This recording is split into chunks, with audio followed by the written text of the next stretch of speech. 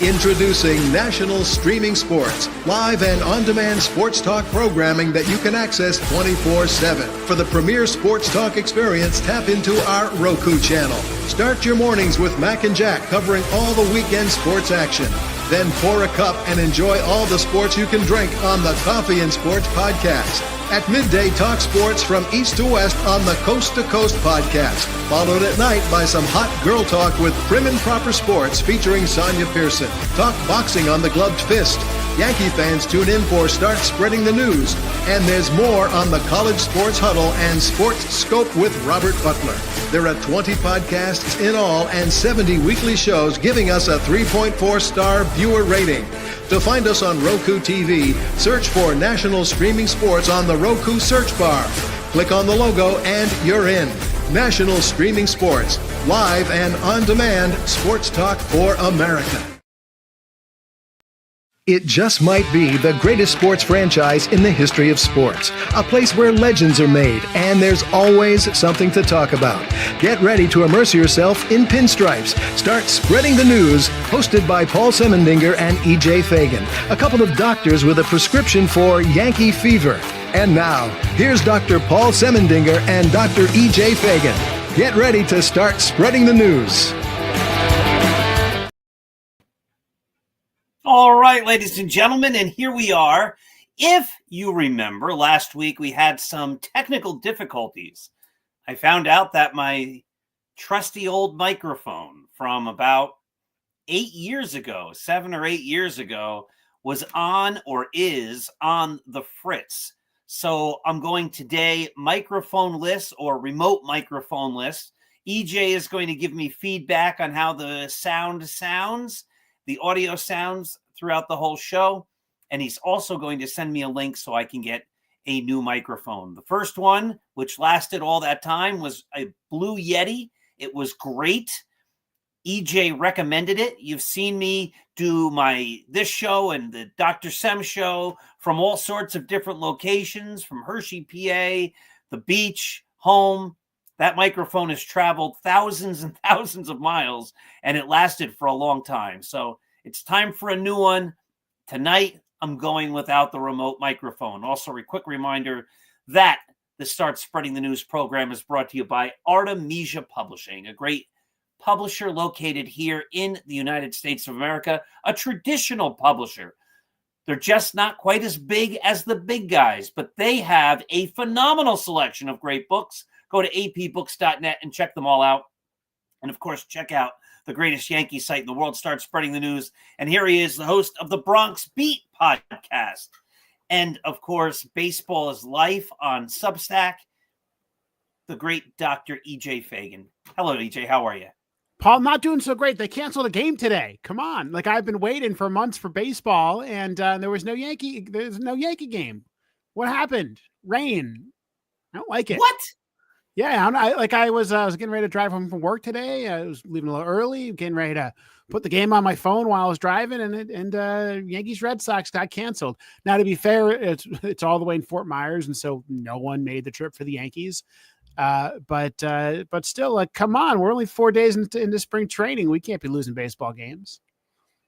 Like, what is this? I have to be honest, EJ. I was working today. I work in a school district helping out the administrators by doing some teacher observations.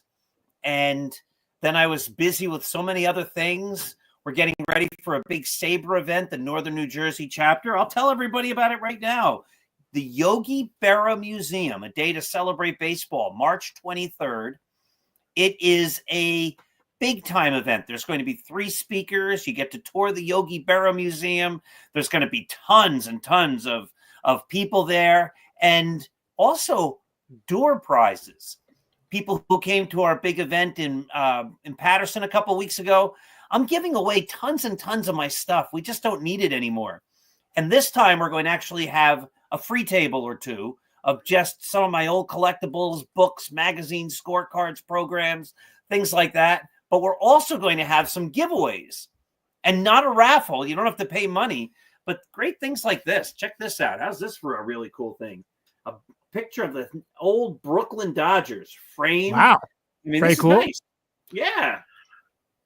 just don't have room for everything anymore. And so I have this cool picture of the Brooklyn Dodgers. If you come to the Yogi Berra Museum on March 23rd, the Elysian Fields chapter of SABR, that's the Northern New Jersey chapter, you might win. You might walk away with that picture. That could be yours. So good stuff. But I didn't even know there was a game today because I've been so immersed in other things. So I'm sorry it was rained out. Yeah, but, again, it was one of those games where, early road game in the spring, none of the veterans are going. I think Ben Rice was one of the veterans. Oswald Cabrera is kind of similar to their game 2 lineup, which was also pretty boring. What was going to be televised is going to be yes against the Red Sox. And excuse me. Now we got to wait till tomorrow. I think there's a road game tomorrow, and hope that some Yankees make the trip. When do you think that, because I know Judge isn't playing yet, when do you think that the Yankees will start to really take the games more seriously? Is that a week from now? Another week, yeah. Yeah, something like that. I think, the home games that have pretty good lineups, Bellinger, Volpe, Goldschmidt, Jazz, Dominguez, a few others have been playing, Escara.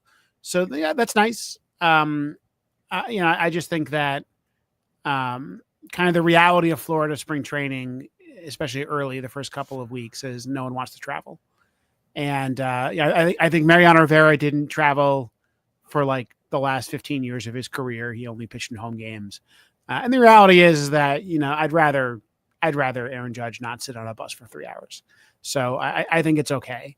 But I don't care. I just want some baseball, right? I want to watch some more, automated ball strike calls and stuff. This is the best I can do in February. And today was warm out, so I got to be outside a little bit, but it's kind of cold, kind of not great outside. I just want to pretend I'm in Arizona or Florida and watch some spring training baseball. Now, you are a veteran of Arizona. You spent a lot of time in Arizona. Lots of Arizona spring training games. And the fields and the teams and the complexes are much closer. Is that correct? Yeah, I mean, they're all basically in Phoenix, or the 3 or 4, the ring of towns, of large towns surrounding Phoenix. I think they're all in Maricopa County. And so at most you're driving an hour apart to get to any of to get to them. Teams will share spring training facilities. So there's, some of them have 3 teams in one facility, or 2 or 3. It's gorgeous. I mean, Arizona spring training, I highly recommend that people go. March is a beautiful time to be in Phoenix. And it's scenic. I mean, especially you go to, like, say, the Salt River Fields in Arizona, you have this beautiful mountain background that you look out into. It's wonderful. In Florida, you can go to one team, but there's really not there's not really a spot where, I mean, I guess in the Tampa area, if you want to drive a little bit, you can get to a few teams. I think Fort Myers has the Red Sox and the Twins. Yeah. No. The Fort Myers has a couple. Dunedin isn't that far from where the Yankees are in Tampa. But it's just not. It's not the same. If you want, you can go to 3 games a day in Arizona, and it's cool. I love watching spring training. It's a great way to break the winter. I live in Chicago. Winter's going to go on until early May, and so I'm excited. I'm going to be out in Arizona in a couple of weeks. I'm only out for about 6 days this time, but I'm going to be out there for a couple of weeks and kind of enjoy the sun. So I'm excited for those games.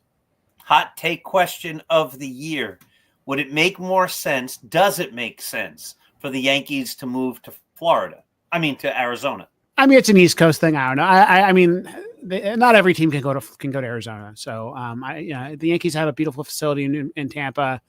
That's it. I mean, you saw, I think, Corbin Burns this offseason.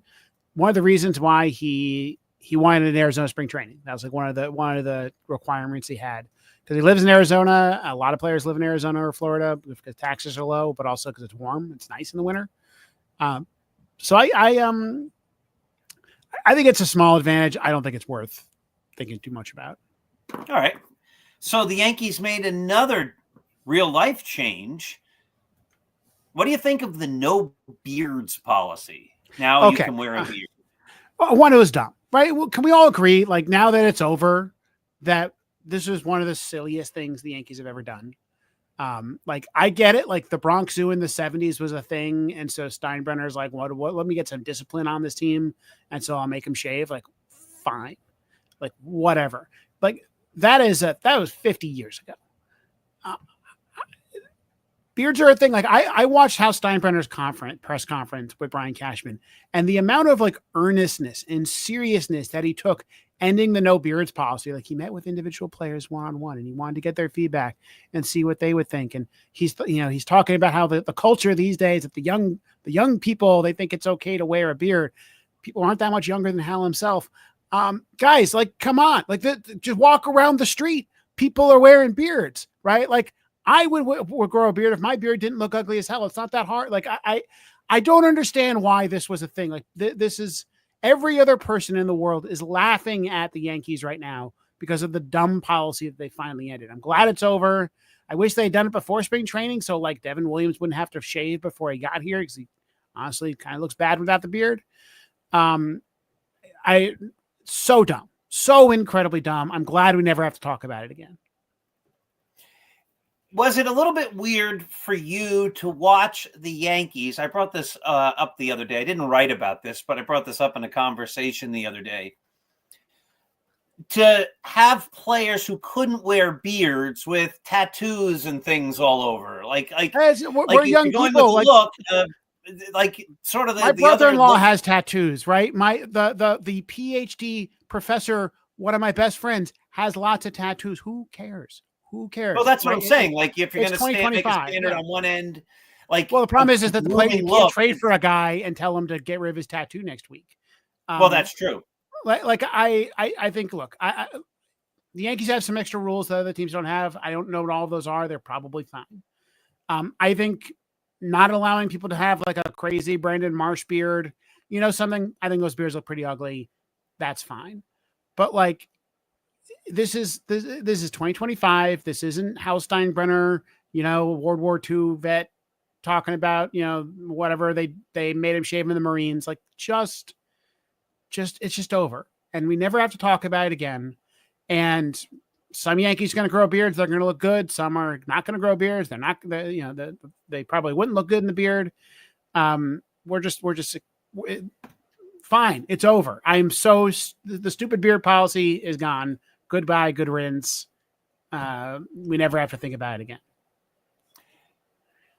There's another tradition the Yankees have changed, and that is they're not going to play New York after a loss. And now it's like, oh, they're headline. They're not going to play YMCA when they come out to clean the infield. Oh, is that true? I know. I'm just like, who cares? I don't care. I don't care what song they play after a loss. Some teams even play different songs after a loss. Oh my God. It's just some of the Yankee stuff, like the like fake Mystique and Aura stuff. Just, well, Mystique and Aura, that stuff was all across the street anyway. Right. I mean, it's not, there are no ghosts in this Yankee Stadium. Stadium is the old stadium. This is hallowed ground. No, it's not. The hallowed ground is across the street. You made it into an ugly park that they don't even maintain. That part of it's stupid. But listen, I encourage everybody to go to startspreadingthenews.blog tomorrow at 10 o'clock for the Tuesday discussion, because the question I asked our writers this week was what songs of Frank Sinatra the Yankees should play when they lose. And you have to go, because I went through, I didn't even have enough time to go through the whole catalog, but I went through a significant part of the Frank Sinatra catalog. And I came up with a ton of songs they could play after they lose. And if you start going through them and then listening to them, because I put links up to all the songs, you can't help but have a good time with that article. You're going to laugh. I was laughing as I did it. That's wonderful. Okay. All wonderful. We had baseball. We got baseball to what I watched some baseball this week. I'd love to talk about the baseball. I know you did. You wrote an article. So I'm just building up to it, EJ. And we have that you wrote about Garrett Cole. So tell me. This is such slow Newsweek stuff. Let's do this. Yeah. Garrett Cole. Let's talk about Garrett Cole. Initial thoughts on the Yankees. Let's talk about Garrett Cole. Okay, you want to do Cole first? Okay, go. So I just wrote this afternoon. And I wanted to do a deep dive on Garrett Cole's numbers, because my question was basically, Is he done? Is he declining? Not done, right? But his numbers overall in the year last year weren't great. He was injured for a lot of the year. His ERA was still fine, but not great. It was above average. And it's going to be 34, right? So I think it's a fair question to ask, is he in decline? Is it time to think about Max Fried as the ace of the staff, not Garrett Cole? And I think I can report after you dig into the numbers, it's pretty clear that the answer is not. He's himself. Comes back in June. First month and a half, his numbers aren't great. He has an ERA close to 6. I think we remember this. Gave up a ton of home runs. Gave up a lot of walks. Didn't go deep into games. And somewhere around the beginning of August, that changes. And he has a 2.25 ERA the rest of the way. And that even includes a game where he gave up 7 runs to the Red Sox, right? I mean, he just was great the rest of the way. And then had a similar ERA in the postseason. So it was really good in the postseason. What happened? What changed? It's interesting. One is his stuff was exactly the same. His velocity was down a little bit last year. It was down about a mile per hour. Still pretty good, but still was a little slower than he had been the previous year. His swinging strike rate was down a little bit, but still similar to what he did in 2023. He just walked a ton of guys in that first month and a half. I mean, that's really what it was. He didn't have any control. Put some meatballs down the middle of the zone. That got hit hard. Walk rate went down pretty well in that, after August 1st. Strikeout rate was the same. Swinging strike rate was the same. Home run rate went to basically 0. He only gave up 2 home runs in the last 60 innings of the season. So basically, Cole is you just look at the numbers. They look almost exactly like after August 1st, his Cy Young season. He went deep into games, basically did stuff that not a lot of stars can do these days. I think it's an open question of how will Cole's 30s be. So far, they've been pretty good, right? He won a Cy Young at 32. He's now 34. He's under contract for 4 or 5 more seasons. You look at Justin Verlander, Max Scherzer, Zach Greinke, Clayton Kershaw. With a few exceptions, all these guys were kind of on a Hall of Fame track. All were pretty good around Cole's age. And things start to fall apart when they get into their later 30s. But even, Justin Verlander won a Cy Young at, I think, 38, right? I mean, Scherzer was still pretty good up until he was 38 or so. So I don't really see any reason to believe he's going to decline. I think he's, unlike, for example, CC Sabathia, he still has his velocity. And I just have a lot of faith in Cole. And I think the numbers just don't give you any reason to worry. I think Cole and Fried might be the 2 best starters in the American League next year. And I think I'm pretty confident in saying that. So that's pretty good. And really no warning signs other than the overall season numbers are kind of just okay. But again, he's come back from an elbow injury. He wasn't built up. I think that's understandable. Who do you think is going to be the better starter by the end of the season? Is it going to be Cole or is it going to be Max Fried? I think they're pretty similar. I think Fried's going to benefit if the Yankees really do roll out a great defense. We'll talk about Oswald Peraza, but if you have Peraza at third, Volpe, Chisholm, and Goldschmidt, I think it's a really good infield defense. And remember, Fried is the best ground ball starter in the majors. And so I don't know. Fried, I think, has the lower ERA over the last couple of years, but Cole has more innings. So pretty similar. I think, we don't talk about Max Fried enough. Max Fried is just a massive addition to this team. I can't wait to see him pitch. I haven't seen him pitch. I actually can't picture what he looks like. I wasn't watching a lot of Braves games. I think he has a beard. Or had a beard, and we'll have one in the future. I don't know. But yeah, I think the Yankees are defensible and put in Cole first, if that makes sense. Well, I think you have to. I think there are times when you defer to the veteran, right?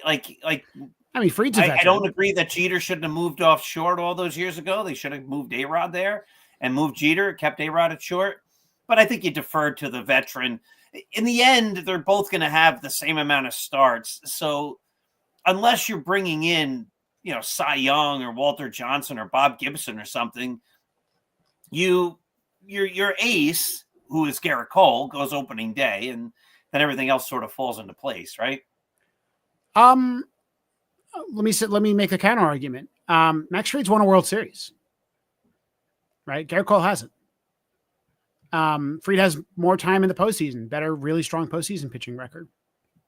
Garrett Cole was good in the postseason last year and has had, his moments. But I mean, I think there's an argument that Fried is the guy who should be the leader of that staff. Now Cole is the incumbent, which I think is the difference, right? Is that that's what I'm saying? I think there's sometimes you defer to the incumbent. And there's Cole no reason also, to start drama, right? I mean, right? I mean, Cole's going into the Hall of Fame as a Yankee. No reason to upset that. And he was also the leader of the staff. He's one of the very few players I've ever seen, and I don't think we really talked about this enough. We always gave it a passing comment, a passing hat tip, a passing notice, but I don't think we really talked about it enough. I don't think anybody did. That while he was out, he was there working with the pitchers, talking with the pitchers, sitting in the dugout. I mean, Luis Gil might owe his Rookie of the Year to Garrett Cole's coaching. I mean, that's what he said when he was really cruising in May, was that Garrett Cole was the best coach on the team, which, Matt Blake is not offended, but I agree. I think Cole is a pitching coach in the future, right? I mean, that's just kind of the kind of guy he is. Do you think that that's something that, I mean, we're jumping 10 years ahead of ourselves here, or 8 years ahead of ourselves. There's always been this. When I was a kid, let me take a step back. There was this, I used to get Baseball Digest. So Baseball Digest came once a month. It was a great little magazine. I loved Baseball Digest. I kept them for decades. I finally gave them away. I don't have them to give away at this Yogi Berra Museum event on the 23rd. But there was always an article. Like you almost could time it. Every 10 months or 15 months, salaries today are going to make it so that players don't stick around long enough. The end of the 300-game winter. Now, we're saying that again in a different context, but the end of the 300-game winter, because players make so much money, they'll have shorter careers. They won't stick around. And then sometimes you'd see stuff like players aren't going to want to stay in the game because they're going to make so much money, they won't stick around. But then there are players that do stick around. Do you sense that I kind of do, that Garrett Cole might be one of those guys that wants to stick around in the game? Yeah, look, you look at Justin Verlander, who says he wants to be the last 300-game winner. Garrett Cole strikes me as a baseball lifer. Who knows? Like, things can change as he gets older. He could, after his contract is up, he could go somewhere else. He could just want to be with his family. Who knows? But the more I watch Cole talk about baseball, talk about competing, talk about preparing for games, just everything. I think he's a good presence to be around. And I hope that he's one of those Yankees that is at least back for spring training every year. By the way, you saw Roger Clemens back this year talking to Garrett Cole about how to stay healthy into his 40s. That was kind of cool. Yep. I think that's one of the things the Yankees do better than anybody else. I'm just making a list here as you were talking. One of the things, and I had an article today, and I didn't put this tweet in, but I saw a tweet with a whole bunch of the Yankees of old that have been at spring training. A-Rod is there. Clemens is there. And again, I get the steroid stuff, but let's move on already. I mean, they still are great baseball players. Reggie has been there. Willie Randolph has been there or is there. Didi Gregorius. I think Andy Pettit. I think in some recent years, you didn't see this many former Yankees showing up and involving themselves with the team. And it seems as though that's more this year. Am I reading that wrong? I don't know. I mean, the problem was there was a period where there weren't that many great recent veterans around. Or Roger Clemens was, involved with the Astros or, that kind of thing. So I don't know. I mean, it feels like there's always a group of guys there. Reggie Jackson was there for a while. Randolph has always been there. So I don't know. To me, I think it's just, that's the old timers day thing the Yankees do, and they're best at it. And I think it can only benefit a lot of these guys. Yeah, but also they stop. Yeah, but I mean, the Yankees still do a pretty good old timers day. It's a little underwhelming now. They call them out and they sit on chairs. We'll the last couple of years, not crazy about the post-COVID ones, but that's for the summer discussion. But what I'm saying is there is knowledge in experience.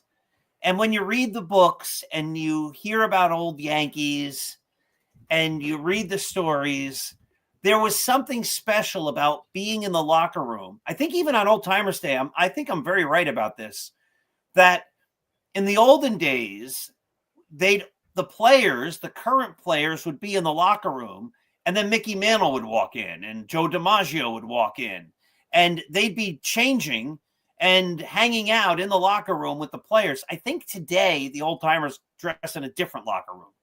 And they separate them. And I think that's a problem, because I think there's something about the experience that knowledge brings. Like, this guy went through it. This guy did it. This guy has all that experience. And they may not have the numbers analytically, or they may not have the pie charts or the graphs about where to play defensively, but they know what to do because of a lifetime of experience in the game, and they were winners. And I think all of that's valuable to building a winning tradition and a winning culture. I agree. You agree? I think that my guess is that there's a lot more of that than you're leading on. I don't know. I mean, I remember seeing, I think, Volpe talk about meeting Jeter, which was kind of cool. So, hell, Volpe meeting Gregorius is probably pretty cool for him too. So, like, I don't know. I think it's, I don't think other teams even come close to this. Like, the other teams might have one or two guys lying around, or just official coaches, right? People they hire, but not, the alumni coming to hang out. But it's cool. And it's something I love about spring training. And I hope that's something that can rub off on people. Yeah, I agree. That's what I'm saying. Like, you can learn about X, Y. I'll tell you an interesting thing. I was out to dinner with Roy White a couple weeks ago, and we were talking about Aaron Judge's slump in the postseason. And he said, this was very interesting because it's counterintuitive. Roy White said that when he was in a slump, the idea back then, the players would tell you I think Tommy Tresh told him this, and Tommy Tresh got the suggestion for Mickey Mantle. You think if you're not hitting, maybe it's because your bat is tired or your arms are slow and you're just a little behind. And I think Aaron Judge was just a little behind on a lot of those pitches. And you'd think you'd go to a lighter bat. But the counterintuitive thing that a lot of them do or did was go to a heavier bat. And that kind of experience, I don't know if there's any analytics that talk about that. It's just like, this is what we did back in the day, and it works. And I think all of that changes, like, oh, wow, I'm going to learn from this guy's experience and become better. And so, yeah, I'm happy to see so many former Yankees and so many great players who are there. Yeah. Let's talk about some actual games. We had. Right. I haven't watched any. So you're going to have to give us your takes. So I know Spencer Jones hit a home run. Yeah. So, I mean, there was a couple of games. So the Spencer Jones game was it was one of those games where no veterans were playing. So really the only thing that happened in that game is that Spencer Jones hit a really fun home run. He hit a home run. It's kind of one of those like opposite field hits that you think that they kind of, they missed a little bit. And so it's going to, be an easy fly out, and it goes like 5 rows deep. Very Aaron Judgian. You understand the ceiling on Spencer Jones, even if he has other problems, even if his swing frankly looks kind of terrible. But interesting. I want to talk about that, because I saw something on Twitter that shows that his swing's changed. I mean, maybe it has. I'm not you tell me what you saw. I mean, I'm not a swing change expert. I'm just saying, like, I think Spencer Jones' swing looks ugly personally. But I don't really know the difference between a good and a bad swing just looking at it. It seems as though I'm not going to disagree. And it's kind of funny. This is something that happens every year in spring training. Last year, I believe in the first spring training game, Spencer Jones hit a home run that was like 9,000 feet. He had a towering long home run. It was like, he's here. He's arrived. And of course, he's not yet. And if he can't get his swing down, I think he's going to hit some long home runs. But the strikeouts in between are going to make him not playable. So it's a good sign he homered, but I'm not going to go crazy over one home run in the second spring training game. But what else have you seen? All right. So a couple of things. So, when you look at spring training, the question is, what can you learn by watching the games? And usually the answer is not that much, right? I mean, usually we look at spring training stats, we overreact because we get excited. We're enjoying watching games. Anthony Volpe's got some great numbers, and then it turns out that's fake because it's spring training. But you can learn a few things. One, I think you can learn what the Yankees are thinking by the decisions they make. And they had Jason Dominguez batting leadoff in game 1. They easily could have had Jazz batting in that same spot. Jazz did bat leadoff in game 3, so it's not just Dominguez batting leadoff, but they certainly are considering it. And, Dominguez looked fine to me. He dropped the ball in game 3 in the sun, but I was going to ask you about his defense. I just wrote it. Yeah, I'm not worried about it. I mean, everyone talks about how Tampa's outfield, especially this early in the winter, is like really hard to see because the sun's pointed right at you and it's kind of low. So I don't think it's a big deal. It's something to keep an eye on if he has like a concentration problem or something. But Dominguez has played a lot of outfield this time. I think he's probably fine. But Dominguez was batting leadoff. That was interesting to me. Jazz Chisholm playing second. Chisholm fielded a couple of balls that just looked like a great second baseman. There was one ball that was kind of going over the bag to his right, so towards shortstop. He backhanded it, made a kind of a slick play, threw the runner out. Really impressive play. Oswald Peraza made a couple of really impressive plays at third base. Both of them just look like professionals at their positions. They look like people who are comfortable there.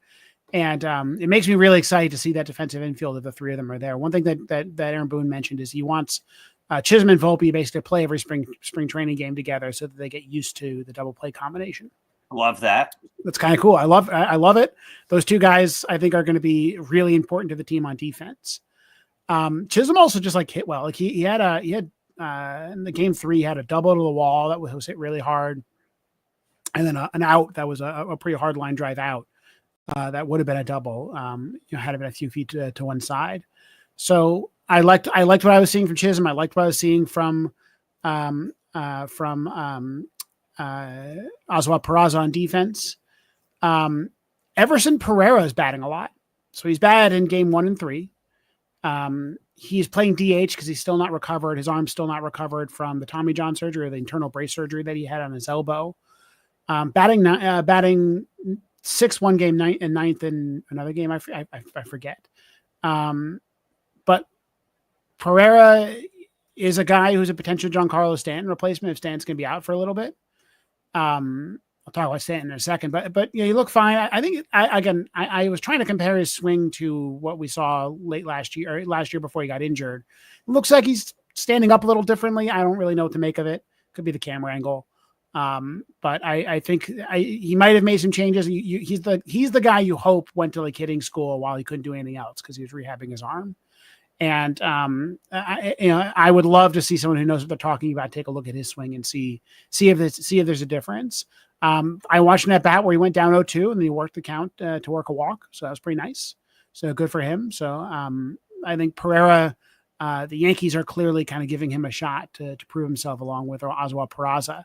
I think actually I was wrong. Peraza, I think, batted 9th both games, which is interesting because there was a couple of guys ahead of him that he probably should have batted in front of, like Pablo Reyes, I think, was ahead of him one game, and JC Escara, the catcher, was ahead of him another game. Alex Jackson was ahead of him. I did notice that the Escara and the other guy were both, one of them was the DH, one of them was the catcher. Yeah, so Escara DH one game and caught one game, and Alex Jackson caught one game. Escara was batting 6th, which was ahead of Volpe and ahead of Peraza and Pereira, ahead of guys with major league time. I mean, maybe it was behind Volpe. I don't know. He was ahead of guys with major league time, and he's never been in the majors. To me, that's the Yankees saying something. We think you're real. But Peraza batting 9th is interesting because if he makes the team, he's batting 9th, right? That's just that's going to be his spot. And so maybe they're just kind of getting him used to that. So let me ask you this, because we're talking about defense. Mike Whiteman saying I could be talked into giving Peraza a full shot at third base. So could I. Yep. I mean, if you're going to go with a guy who's not going to hit much, I'd prefer the young guy. EJ and I talked about that a couple of weeks ago. But let me just say, EJ, if you have Volpe not hitting and you have Peraza not hitting, let's say they're both stellar defensively. like, top 5% in the league defensively in every aspect, range, arm, putouts, errors, and all that, whatever. But they're both below average offensively. I'll just say, like, if they're both like a 95 OPS plus, can the Yankees get away with that? Is that going to be close enough to good enough? I mean, I'm a big believer that wins are wins, right? Like I don't really care how you get there. If they're both plus players because they're below average hitters and really strong defenders, I think that adds up to a really good player. And I hear people talk about how, like, you got a bunch of guys who aren't getting a lot of home runs in the back of the lineup. Like, sure, but who cares if they're winning? You can win a game in a lot of different ways. And the Yankees have a lot of contact pitchers. I think defense is something they should value. And, when Max Fried's on the mound, or when, some of their relievers who have a lot of contact are out there, like, I think it's a good thing to have those defensive players out there. I also just think that the difference between Peraza and Cabrera is Peraza's just more talented. He's a guy who has some ceiling. He has hit home runs in the minors. He's stolen some bases in the minors. He's gone on base in the minors, right? Like, he has shown that he's not a total noodle bat. I'm actually right now bringing up his baseball savant stats, and so you're gonna have to talk for a second, but I want to actually see, if he had some exit velocity in the minors, a little bit more than you might think. I mean, when he was in the majors, he had a noodle bat, right? He basically didn't hit for any exit velocity. And so I'm just curious to see.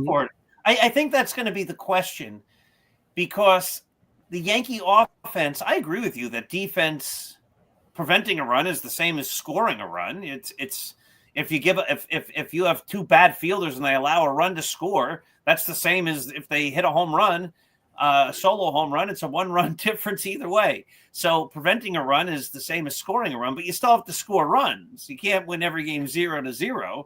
And I think it's going to be a little bit difficult if Volpe doesn't hit here in year 3, and if Peraza doesn't hit. You've got a left side of the infield with two guys who, have noodle bats. What if they're a 6-win left side of the infield, right? Like, what if they're a 6-win left side of the infield? One thing to say is third base has a higher offensive expectation than shortstop. And so, you're starting off, you have to be even better on defense to make up for it. But, like, to me, it's just like a win's a win. I don't really care how you get there.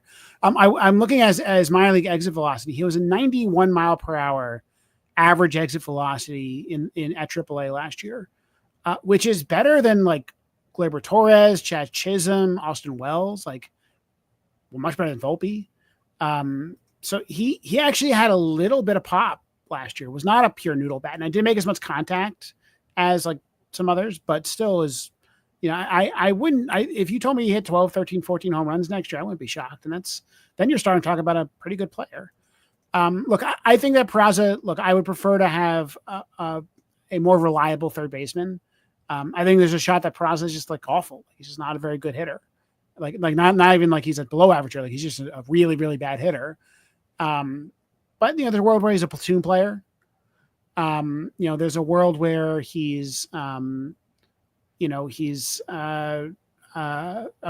good backup infielder, right? Like I think he's got to kind of give him a shot and see what happens.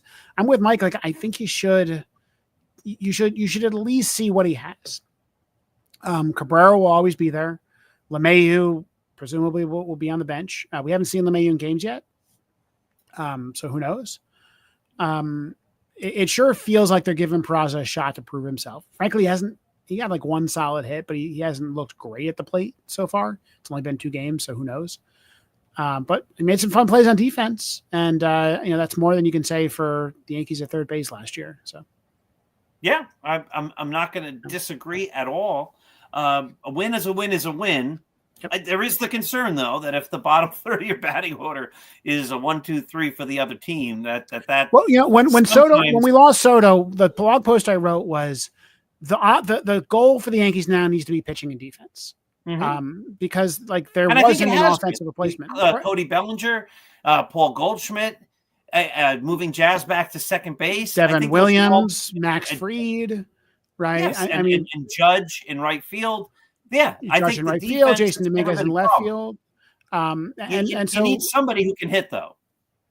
I mean, Somebody. I mean, there were a lot of good teams last year that had a lot of not so great hitters on it. So like, I don't know. Like, I don't think that I think the bigger problem is what if he really hits badly, right? So let's say he has a 680 OPS. You can make up for that with defense. It's harder at third base than it is at shortstop, right? Volpe easily makes up for it because with his defense. But Peraza might be a better defensive player than Volpe. And so, he might add a little bit more there. But he also could be a better defensive player. I think he's one of those guys that I'm going to be watching really closely this spring, because if he could turn into a full-time player for you, I mean, that allows you to go get, say, Guerrero Jr. next year, or Kyle Tucker or someone like that, and be able to pay a high price for them. Whereas if you have to go pay a third baseman $20 million, it's harder to go and add to the team. So I'm there, and I like giving guys with ceiling a chance. Yeah, me too. Especially over the 39-year-old. He's not 39, but 37. Like yeah. DJ LeMahieu. Or even like an Oswald Cabrera. And I think we kind of know who Cabrera is at this point. Absolutely. 100%. And it would be easy to, I mean, I've talked about this, give Cabrera the big side of the platoon, because he's better against righties. Mm-hmm. But I think giving Peraza just the lefty side of the platoon, is the lefty pitcher side of the platoon, I think is cutting him off a little early, right? He would go, a week without batting, and then you go, he's going to be rusty. And no. If you're going to do it, you got to give him the job. I think you can give him most of the job, right? Like I think it's okay to bat. Cabrera, I think, might be a better player against right-handed pitching, right? I mean, I think but there's so many right-handed pitchers. So he plays against you play Cabrera against the tough righties. Yeah, exactly. Right. Or Cabrera could also play against, half of the righties at third base, and then spell Paul Goldschmidt occasionally or something like that. Like you have options there to keep Cabrera fresh as well. But I think you got to play Peraza 4 or 5 times a week or something. And even when you're not playing him, get used to pinch running him, defensive replacing, get him into games as much as possible. And he could be a real asset for the team. So, he's kind of fun. All right, here's the next hot take. I just think of these questions as you're talking. 2 years ago, it was supposedly a battle in spring training, and there were people, including himself, Oswald Peraza, who felt he was the better player in spring training than Volpe. But some people say it was ordained that it was going to be Volpe or whatever. Who cares? It's moot and it's irrelevant at this point. But let's say the 2025 season ends. Peraza proves that he can be a major league player as an everyday player. And he hits, I don't know, he 7-something, closer to 800 OPS. He has his OPS plus is like 112. He hits 292 or something. It's 19 home runs. He just, everything everybody hoped for him comes true. And Volpe hits, I don't know, 211, doesn't walk again. It's just a mess offensively. And does Peraza become your shortstop the next year? I think it's possible. Or you could trade someone. I think since they were in that spring training competition 2 years ago, I think that it has always been an open question over who's the better player. And Volpe so far has proven to be the better player. But Volpe doesn't have a lot of room to get worse offensively. So he had an 86 WRC plus last year, so 14% worse than league average. That is playable, right? That means that there's plenty of starting players who are worse hitters than he is, especially when you're as good of a defensive player as he is. But if he was a 75, then I think it becomes much harder to play him. Then that 3.4 wins becomes 1.5 or 1.8. That's a below average player. So it's an open question. I think we're kind of getting ahead of ourselves. Just interesting. Yeah, I mean, Volpe also. I mean, Dominic Lanza wrote a great write-up of Volpe for my for the Substack as well. I think that there's I think he showed something in the playoffs, And I think there's a chance that he improves this year. He's still young. I don't know if it's going to happen, but I don't think he needs it. I think if he was just as fine as he was last year, he's a fine player. But I think he's got another gear. I hope so. That is the hope. I'm going to make a quick commercial here. So just a short while ago, the mail came, and this wonderful book came. It's called Field of Schemes. Wow. And it's by my buddy, J.B. Manheim. Now, J.B. Manheim, do they have the number? Yeah, this is book 6. You can see on the side, book 6 in the series. It started with This Never Happened, went to the Gamekeepers, moved on to Double Take, then the Federal Case, then the Keystone Corner. These are all mysteries, and they're all based upon fact, little true stories about baseball, but then they're like, did Abner Doubleday really invent the game? And was Christy Mathewson poisoned in World War I? And anyway, these are great books. J.B. Manheim is a great, great writer. And his newest book just came. It just came in the mail. I've convinced one of my grad students to write his dissertation on the politics of sports stadiums. Nice. So he's a big Field of Schemes fan, and so I just bought the book just right now. So, but I'm looking forward to reading it. Nice, Paul, awesome. We do have something to talk about from actual games. I know you haven't watched it. Have you seen any of the automated ball strike zone stuff? No, I saw an argument just in passing. It's been a busy couple of days, and actually I'm waiting for a text because the one baby, one of my grandkids is crawling, and the other just started. We got the text like, Maddie is crawling. And we started like, send us a picture, send us a movie. It hasn't come yet. So we've been so focused on other things that these first couple of games I've missed. So talk about the automatic balls and strikes. I kind of like it. I mentioned that I saw it in person in Arizona. Yeah, you liked it a lot. It was so much quicker than I expected. And I think it's actually very quick on the broadcast, watching it on TV. The broadcasts themselves don't really have like the packages to make it look nice yet, because they're not going to have to do this year. It's a next year thing. So they kind of like the way that they have it presented right now on Yes kind of like takes the steam out a little bit, where they just put up this like card of this like very blank card saying automated ball strike call, call challenged or something. And then they go to the actual graphic about a second later and they make the call pretty quickly. So it's still very quick. They just need to work on the broadcast a little bit. But I love it. I think already people are talking about the strategic elements of the game, right? You get 2 calls, you get 2 wrong answers. So you can say, I challenge that and it's wrong. And the Blue Jay, I think it was, whoever, or the Ray in the first game, whoever it was, had a ball that was a good, 6 inches above the zone that he challenged, and it was still a ball. I think that the strategic elements are now fascinating because the players have to make the call, not the manager. I mean, frankly, it's the catcher and the batter that they're going to be making these calls. And when you get 2 wrong, then you don't get any more. So are you going, teams might decide, only Aaron Judge gets to make the call or the second call. Players there are some players that are really good at it. And so they have the green light to make the call anytime they want. Maybe they only make the call after the 6th inning. I think that element is going to be fascinating. This is where you and I disagree, but keep going. I just think it adds that element to the game. It's not intrusive. It's very quick. It eliminates a lot of those arguments. And I think it's going to just be something that we all love very quickly. All right. I will love the correct calls. I don't love challenges. I don't love any of that, period. I don't love challenges.